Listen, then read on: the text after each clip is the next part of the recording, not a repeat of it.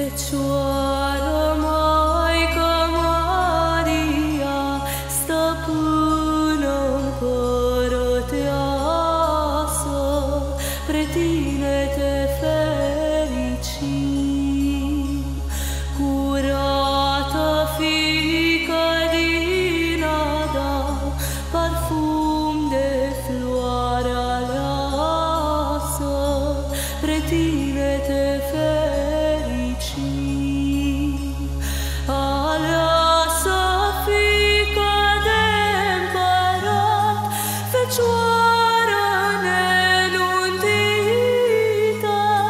pre tine te fericim.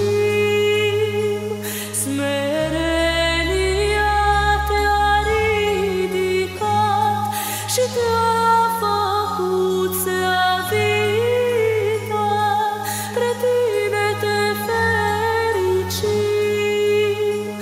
Mai sus de ceruri te-ai suit, prin nașterea-ți străină, pre tine te fericim.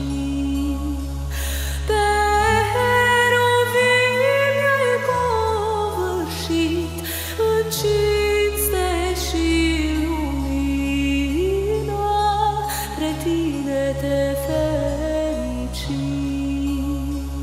Și serafimi în zborul lor, la slava ta cu dor privesc, pre tine te fericim.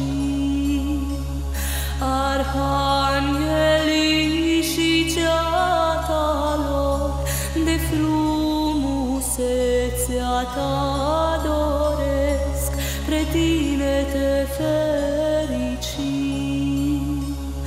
Cântarea heruvimilor spre tine se îndreaptă, pre tine te fericim. Iar ceata serafimilor în ode se desfată, pre tine te fericim. Arhanghelii neîncetat, cu toate oștile cerești, pre tine te fericim. În dorul lor nesăturat, din laudă nu se opresc, pre tine te fericim. Neapără și te făzit și turn de apărare, pre tine te fericim.